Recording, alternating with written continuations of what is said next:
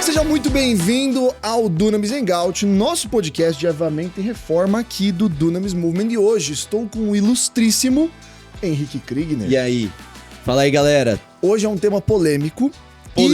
Sempre desafiador, polêmico. mas que nós gostamos de falar todos os anos e que a gente acha que é necessário ser continuamente dito, que é sobre política e o relacionamento disso com a nossa fé cristã. Eu sou Nick Moretti. Bruna não está aqui hoje porque é um papo só entre... que pena. Que pena. Está muito mais feio esse podcast. Exato. Mas a gente queria falar porque essa semana é semana de... Eleições, primeiro turno, eleições municipais 2024. onde você vai estar votando para prefeito e também... Vereador. E parece que não, mas são cargos muito importantes, porque talvez você nem sabe o que um vereador faz, meu querido. Então a gente quer não apenas aqui ter uma conversa do porquê é importante um cristão votar, e porque é importante um cristão se envolver com política, mas o principal objetivo desse episódio é como votar bem, com sabedoria, de acordo com os princípios bíblicos e trazer instrução, porque a gente não vai falar nenhum nome de candidato aqui, a gente não vai indicar nenhum candidato, isso... Nenhuma indireta também, Também não tem nenhuma indireta.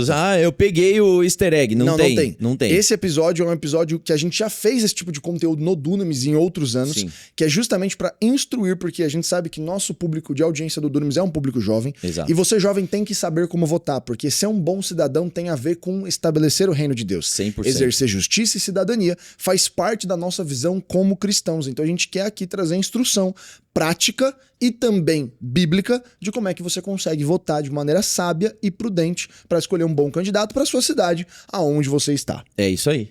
Então, Kriegner, por que envolver cristianismo e política de maneira rápida, sucinta e objetiva? Boa, Nick. Acho que a resposta mais rápida daí seria por que separar? Não existe na Bíblia, não existe em nenhum lugar, muito menos na Constituição brasileira, dizendo algum lugar que a gente não pode trazer a nossa fé para dentro da arena pública ou mesmo aplicar princípios da nossa fé dentro da discussão pública. Acho que esse que é o ponto principal. Existe um receio, vamos dizer assim, que as pessoas vêm trazendo essa preocupação justamente pensando assim, eu não posso separar, eu não posso juntar o Estado com a igreja. E de fato, são duas instituições diferentes. Porém, você é uma pessoa só. E sendo você tem o seu papel cívico, você tem os seus princípios, os teus valores, você tem a sua fé. E tudo que você faz, você aplica essas características, essas áreas, tudo ali nessa mesma soma. Então, não tem como separar. E se a gente olha biblicamente falando, a gente tem Daniel, José, a gente tem Esther, a gente tem Débora, a gente tem tantos exemplos de personagens que foram extremamente ativos dentro da esfera pública, dentro do governo e que eram também ativos nas suas funções ministeriais, mantiveram a sua fé e não tiveram conflito. Aliás, orientaram a sua atuação pública por conta da sua fé. Então, é isso que a gente não pode esquecer. E aí já quero aqui trazer um ponto. Muita gente usa as palavras de Jesus falando dai a César o que é de César e a Deus o que é de Deus. Que não tem nada a ver. Que não tem nada a ver, o contexto era outro, completamente diferente, mas usam isso para dizer que as coisas do mundo a gente não deve se misturar. E não é verdade. Então, vamos lá. Primeiro lugar, Deus é quem criou o governo. Se a gente for ver a autoridade governamental, quem estabeleceu foi Deus. Romanos 13, versículo 1. Não existe autoridade que não tenha sido estabelecida por Deus e tudo que existe foi estabelecido por Ele.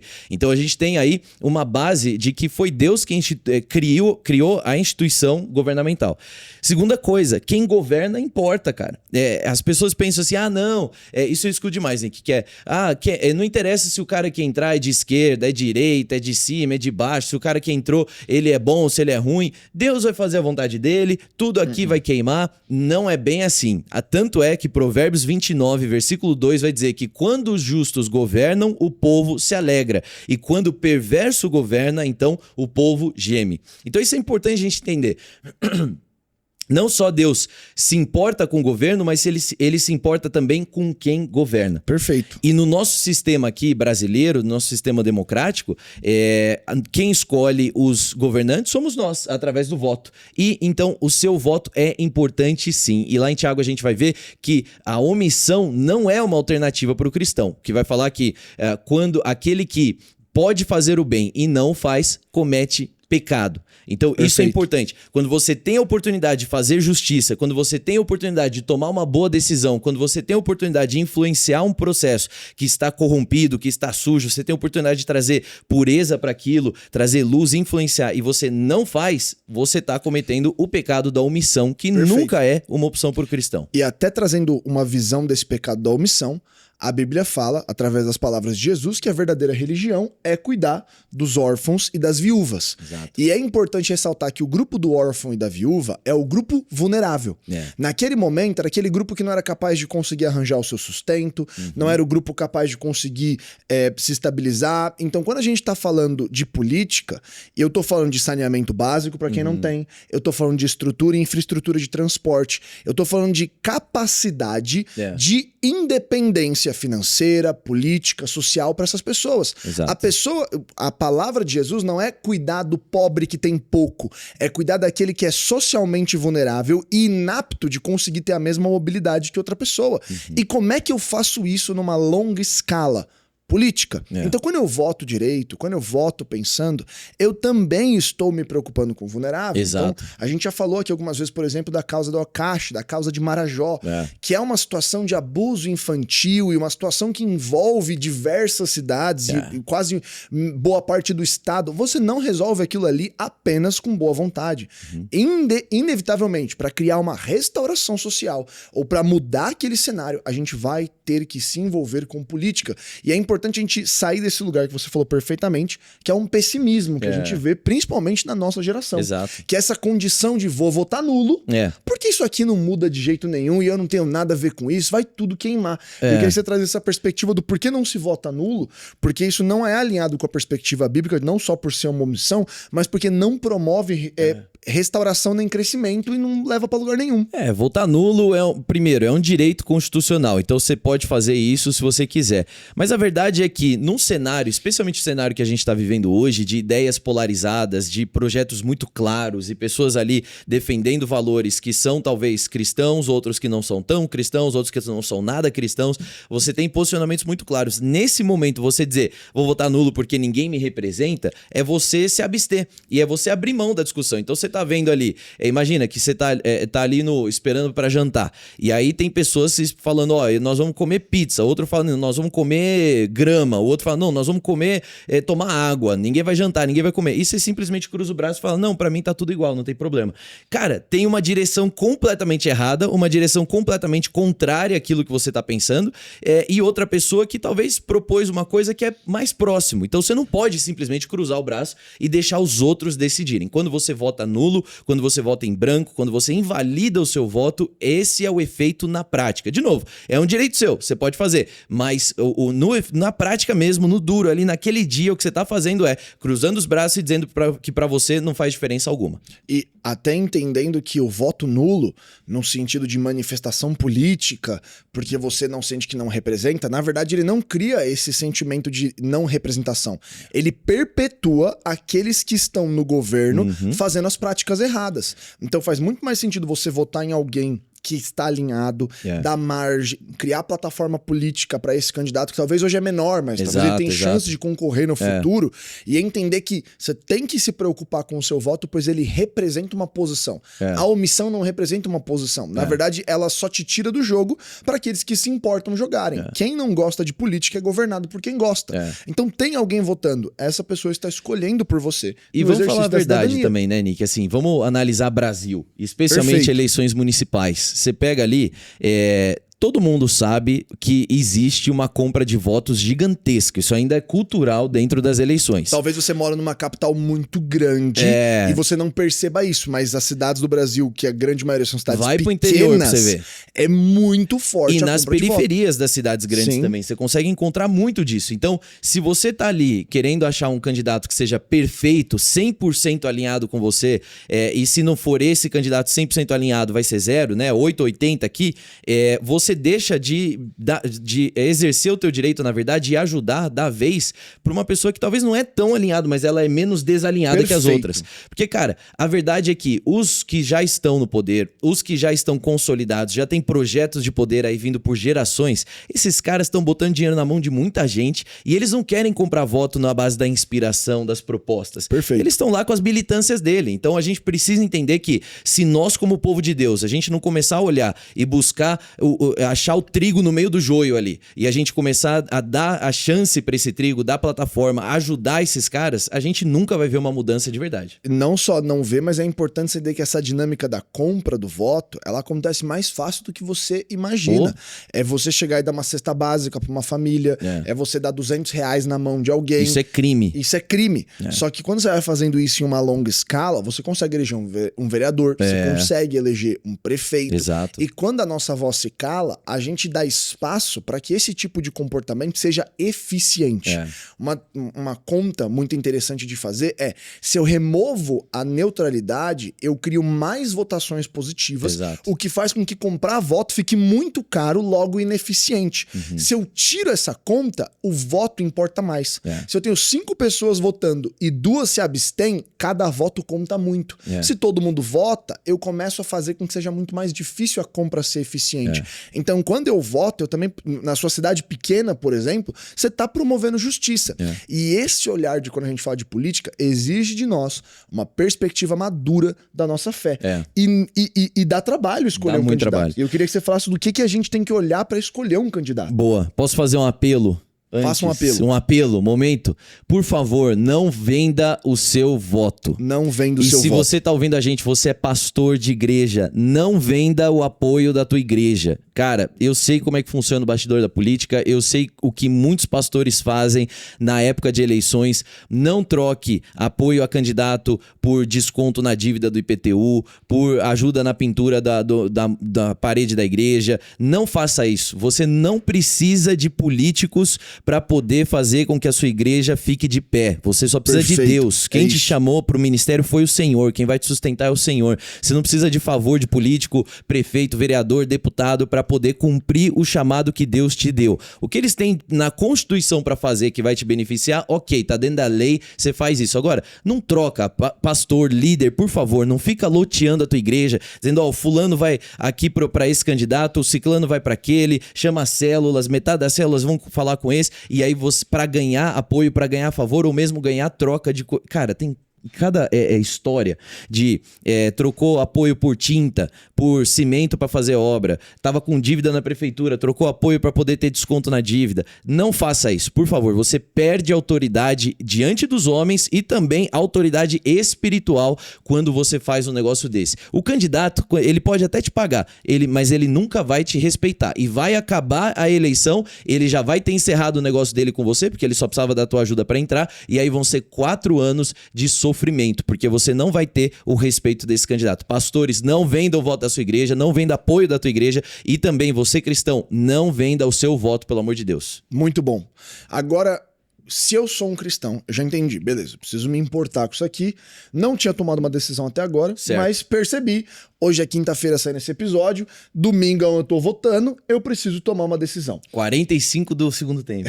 Vai. Qual é a melhor maneira de eu tomar essa decisão? Boa, primeira coisa é oração. Então, ore buscando direção de Deus para que você venha ter sabedoria em analisar os fatos. Mas eu tenho aqui um negócio que eu sempre falo que são os 3 P's da política. 3 P's para você escolher um candidato. O primeiro P é o P do partido. O partido importa muito. Gente, esquece a intenção ou a busca de um partido 100% cristão. Não existe no Brasil, entre todos os partidos que nós temos, um que tenha um estatuto completamente segundo a palavra de Deus e segundo os valores que a gente acredita. E também um partido que até de certo modo não vai ser nem tão saudável um hiperpartido cristão. Essa nem é a meta. Não. Nem é a meta, partido evangélico brasileiro. Não, esquece isso. Não é isso que a gente está falando. Mas você tem partidos que são frontalmente opostos aos valores cristãos. Esses partidos existem, no seu estatuto já está escrito isso e na sua prática também. Vai analisar como é que esse partido se comporta nas votações relacionadas a princípios nossos, vai analisar como é que esse partido tem se levantado quando ele vai falar sobre temas polêmicos, temas importantes para nós cristãos. Através das falas dos principais líderes deles, você vai perceber o que eles falam. É só você botar no Google, você vai achar rapidinho. Então, analisa o partido importa sim. E junto com o partido, analisa também o grupo político. Quem é que são os outros políticos que estão apoiando esse seu candidato? São outros, sei lá, prefeitos, governadores, presidentes, ministros. E essas pessoas aí, elas são de alguma maneira honrosas? Idôneas. São pessoas que você admira? São pessoas que você fala, cara, esse aí é um bom apoio? Porque a verdade é que entre políticos, esse apoio, ele geralmente tem alguma coisa envolvida. Poucos são os políticos que fazem um jogo limpo de apoiar pela causa. Muitos apoiam por uma troca de favores. Então você tem que imaginar o que está acontecendo por ali. Esse é o primeiro P, o P do partido. Essa é a primeira etapa. Perfeito. Segundo passo, você vai analisar as propostas. Então pega lá o candidato, entra, muitos candidatos têm site, ou se não tem site, tem nas redes sociais, ou se não tem nem nas redes sociais, então você não merece teu voto. Se o cara não tá dizendo o que ele vai fazer, esquece, cara. Ele vai entrar lá para descobrir alguma coisa, então esquece. Então, propostas. Quais são os projetos que ele tá propondo? Qual é a opinião, o posicionamento dele a respeito de questões importantes para a cidade? Por exemplo, aqui em São Paulo, a gente vive uma questão de insegurança. Então você tem que perguntar pro teu candidato, qual que é a proposta para a segurança pública? Se na tua cidade o maior problema é, sei lá, seca, qual que é a proposta para resolver a seca? Ou é a questão da educação? Você tem que fazer essas perguntas. Recebendo a resposta disso, você vai analisar. Essas propostas, elas são viáveis? Porque tem muita gente que promete mundos e fundos nas eleições que não dá para cumprir. Alguém que entende minimamente olha e fala, cara, isso é impossível de fazer. É viável? É financeiramente viável também? Porque às vezes dá para fazer, mas é muito dinheiro, então nunca vai sair do papel. E tem que olhar também se essa proposta resolve o problema. Então outro dia eu estava vendo lá num debate de uma outra cidade, uma cidade menor, os candidatos falando sobre a questão da saúde. E o problema que o jornalista trouxe foi a questão de falta de médicos nos postos de saúde. E o candidato falou, é verdade, isso é um problema muito sério e nós já estamos aqui com uma pesquisa de como adquirir novas ambulâncias, a gente já tem um planejamento e todo mundo ficou ali ouvindo e eu falei, cara, mas acabou de falar que o problema é médico. O médico não vai de ambulância, quem anda de ambulância é o doente, não é o médico. Então, a proposta, ela de fato resolve esse problema ou ela é só mais um projeto faraônico que vai te iludir? Ou ele vai falar, vamos trazer mais médicos, mas tá bom. Como? Exato. Ah, não, a gente vai alocar mais verba, vai pagar melhor esses médicos para atrair médicos de outras cidades com um pagamento maior, entendeu? Tipo, se não tem uma lógica em cima do projeto, tem que ter um processo. Ele é uma fala. Exato. Entendeu? E você tem que ir atrás disso, muito bom. E campanha é isso, cara. Os caras ficam prometendo um monte de coisa. Agora, se você que é eleitor não vai cavocar, e por exemplo, vereador, o mínimo que esse cara precisa fazer é te responder nas redes sociais. Então você manda lá uma mensagem e fala, ó, não gostei dessa proposta, eu não entendi, pode esclarecer? Se ele não se preocupar em esclarecer pra você, agora que ele precisa do teu voto, irmão, esquece, ele não vai se importar com você também durante o mandato. Talvez nessa reta final você tenha um delay de resposta, mas isso é uma prática pra toda eleição. Candidato bom responde nem que seja na noite anterior, não interessa. O cara sai atrás, ele precisa do teu voto. Agora é hora, você é o chefe, não fica com vergonha não, pergunta. E o terceiro ponto, 3 pontos. Então a gente já falou sobre o partido, as propostas, agora você precisa ver também o passado. Por que o passado do candidato importa? Porque, como eu falei, na campanha tudo são flores, né? Tudo é lindo. Lindo, maravilhoso. Todo mundo é cristão, todo mundo aparece na igreja, levanta a mão, recebe oração, posta um louvor. Todo mundo, o cara é satanista, mas ele tá postando louvor, tá fazendo tudo lá. Então, ele quer o voto evangélico. As pessoas já entenderam isso. Não caia nessa ladainha. Ah, aliás, hein? Não é porque é evangélico que é um bom candidato. Exatamente. Não é porque é pastor que vai ser um bom vereador ou bom prefeito. Não é porque recita o versículo que ele tem o caráter de Cristo. Exato. Então, não dá pra cair nessa. Agora, o passado vai dizer pra você mais sobre a competência e sobre os princípios desse candidato. Você vai analisar o que ele já fez na vida. Ah, ele tá prometendo, cara, a pauta principal dele é educação e ele quer melhorar a educação aqui na cidade, não sei o quê. Tá bom. Qual foi o último projeto de educação que ele já fez? Qual foi a última vez que ele entrou numa sala de aula? Quando foi que ele reuniu professores para entender os desafios? Quando é que ele parou para ler um livro sobre como revolucionar a educação? Entende? Então, Então, se você olha pro cara e vê que o passado dele não tem nada a ver com o que ele tá propondo para agora, então tem uma grande chance que esse cara não vai cumprir o que ele tá prometendo, porque ele nunca fez parte da vida dele. Então, analisa com calma. E olha também os princípios. Esse cara, tudo que ele construiu na vida, ele tem fama de ser pilantra, ele já passou o pé em metade da cidade, ele tá devendo para todo mundo, e agora ele tá vindo dizer que vai moralizar a cidade, vai ajudar a crescer, desenvolver, gerar emprego. Esquece, não é. O passado fala muito sobre as convicções e sobre a competência desse candidato também. Então analisa, pesquisa, joga o nome dele no Google, joga nas redes sociais, vê tudo que ele já fez na vida, porque isso vai valer a pena na hora de você decidir o teu voto também. Então a gente tá olhando pro partido e partido, as alianças que ele tem ao redor dele. Exato. A gente tá olhando pras propostas dele, projetos e como elas se são factíveis e viáveis. E viáveis, exato. E em terceiro lugar, a gente tá olhando pro passado dele. O passado dele. Que mostra quais são os princípios dentro dele. E o nível de competência que ele tem. Perfeito. 3 passozinhos fáceis, que você só pesquisando rapidinho, você já consegue tirar uma conclusão. E até mesmo se você não encontra nada sobre isso, isso já é um bom sinal. Exato. De que ele não é teu candidato. Um bom candidato. Agora, dando um passo então pra frente, eu entendi como é que eu escolho. Mas, Kriegner, no fundo, agora a gente tá indo para vereador e prefeito. Então eu não vou entrar nas outras posições. O que um vereador deve fazer, o que um prefeito deve fazer, para nós podemos entender. Escolher. Como é que a gente analisa isso, se faz sentido. É o critério da vaga ali, né? Isso. Quando você vai pedir um emprego, aparece quais são o job description, o job description dele. Boa. O que o vereador faz? Constitucionalmente são 3 principais funções. A primeira delas é elaborar leis. Todo mundo precisa entender uma coisa. Eu, como pessoa, indivíduo, eu não posso fazer aquilo que a lei me proíbe, certo? Então, eu tenho liberdade de andar? Tenho, porque não existe uma lei que me proíba andar. Agora, eu não tenho liberdade de matar alguém, porque a lei diz que eu sou proibido de matar. Então, isso para mim, pessoa privada, isso funciona. O direito público, então, a lei funciona para o governo de um jeito diferente.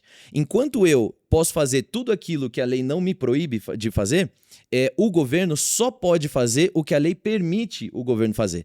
Então, por isso que o vereador e os deputados, os senadores são tão importantes. Porque se não tiver uma lei dizendo que o governo pode pintar a calçada, vamos exemplo bobo, tá? Mas dizendo que ele não pode pintar, que ele pode pintar a calçada, o governo não pode pintar a calçada, a não ser que haja essa lei. Então, é importante as pessoas entenderem, porque o vereador ele vai criar caminhos para que a prefeitura possa atuar. Perfeito. O prefeito vai ter programas, vai ter em cima das leis que estão ali dadas pelo vereador. Então ele é muito importante. O vereador, então, ele vai ter 3 funções básicas que a Constituição prevê. Primeiro, elaborar leis. Ele vai discutir novas leis juntos e as existentes também junto com os outros vereadores, e ele vai, em terceiro lugar, que é até mais importante, fiscalizar a prefeitura. Então é o vereador que vai ver, o prefeito está gastando mais do que ele pode? O prefeito está cumprindo o que ele prometeu? O prefeito está agindo dentro da legalidade? O prefeito está entregando os serviços para a sociedade? Por isso que a sociedade tem que saber quem são os vereadores para que... Perdão. Vou respirar aqui.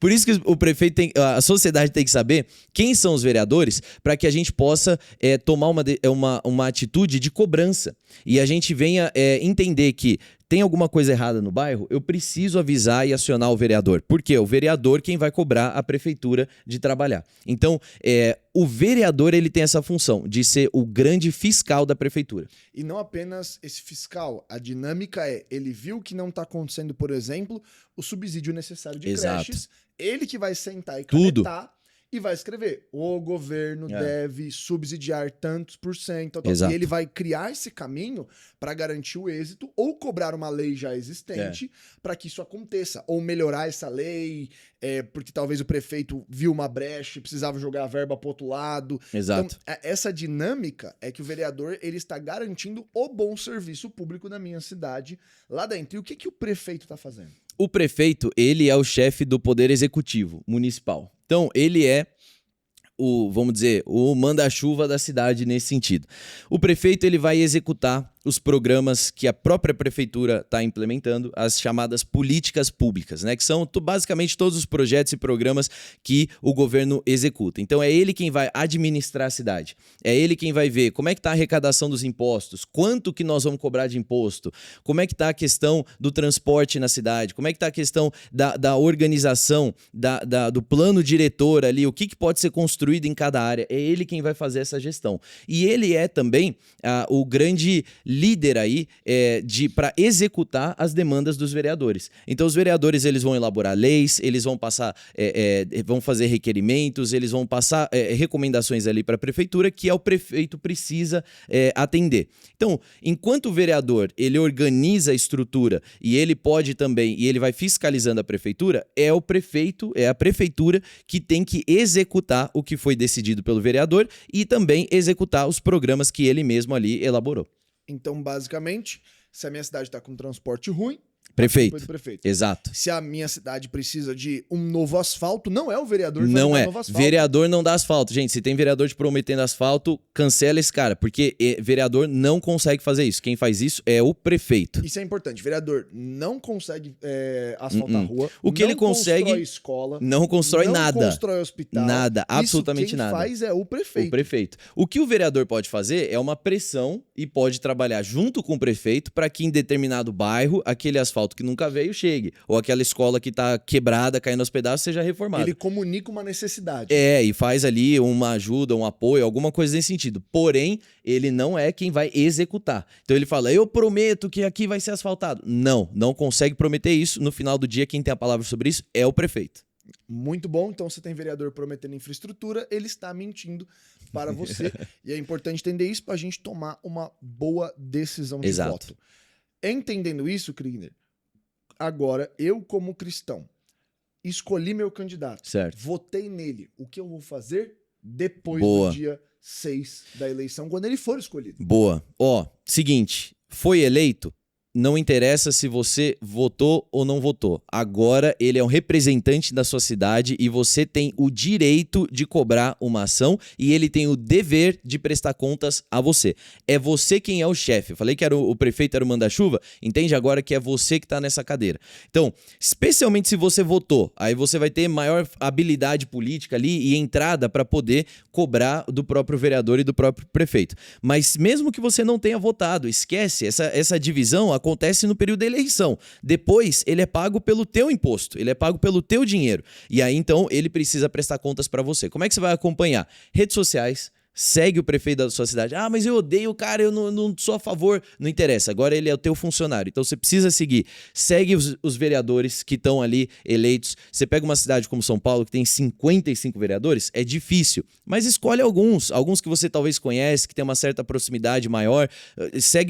Escolhe ali para seguir e vai vendo a prestação de contas que ele faz nas redes sociais. E tem os canais oficiais também. Aí você vai acompanhando. Quem quiser se interessar bastante por isso e quiser saber mais, entra no site da Câmara, procura pela ordem do dia, o que está sendo discutido aqui nessa sessão da plenária, quais são os projetos de lei que estão sendo votados, nas comissões, o que está sendo passado. Mas aí eu entendo que é talvez para os caras que curtem mais. Se você só quer ser um bom cidadão, você fala, Kriegner, essa não é minha praia, eu só quero saber o mínimo possível, vai nas redes sociais desses caras e acompanha o que está sendo feito. Se o que está sendo feito é completamente oposto às principais necessidades da cidade, você vai lá e deixa o teu comentário, cobra, porque esses caras precisam prestar contas para você.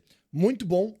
Esse episódio foi prático, rápido e objetivo, porque o nosso objetivo no Dunamis Hangout não é apenas entrevistar pessoas impressionantes, mas dar espaço para falar de pautas importantes. Muito importante isso aqui. Eu sei que o Kriegner é uma pessoa impressionante. Obrigado. Mas ao invés da gente apenas ouvir a história dele, a gente está focando no Hangout. Como no último episódio a gente falou sobre Setembro Amarelo e saúde mental, a gente quer dar espaço para pautas que são centrais na formação de nós como cristãos, no nosso caráter como filhos de Deus, mas também na nossa formação como cidadãos e indivíduos numa sociedade coletiva, porque o propósito do Dunamis é despertar uma geração para estabelecer o reino de Deus e transformar a sociedade. E a gente transforma a sociedade essa semana com um voto sábio, orientado por oração, feito de maneira prudente e com muito zelo para tomar a nossa melhor decisão naquilo que está ao nosso alcance. Henrique Kriegner, muito obrigado. Valeu. Quero pedir para você fazer uma breve oração. Com certeza. Abençoando esse nosso domingo de oração e nos ajudando a tomar as melhores decisões. Com certeza. Vamos orar.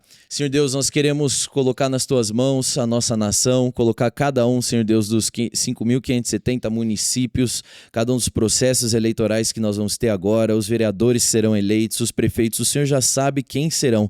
E nós abençoamos agora o nosso país. Senhor Deus, vem sobre a nossa nação com justiça, vem com retidão. Pai, levanta verdadeiros filhos e filhas que são tementes ao Senhor para ocuparem esses lugares de liderança. Pai, nas cidades onde a gente tem visto tanta impunidade reinando, no nosso país onde a criminalidade tem crescido, nós ainda cremos, ó Deus, no mover do Senhor através do teu povo para trazer justiça, para trazer paz, para trazer prosperidade para a nossa nação. Senhor, nos ajuda a tomarmos essa decisão. Espírito Santo, ilumina a nossa mente agora para tomar uma decisão consciente. E eu oro também, toda mentira que é colocada durante o período eleitoral, todas as narrativas falsas, que tudo isso caia por terra, que cada um que estiver ouvindo aqui, que quando sentar para poder analisar, para poder pesquisar, que eles se deparem com a verdade e com base nos fatos verdadeiros, eles possam tomar uma decisão consciente. Senhor, nos impulsiona agora para sermos essa nação temente ao Senhor. Nós declaramos que o Brasil é do Senhor Jesus,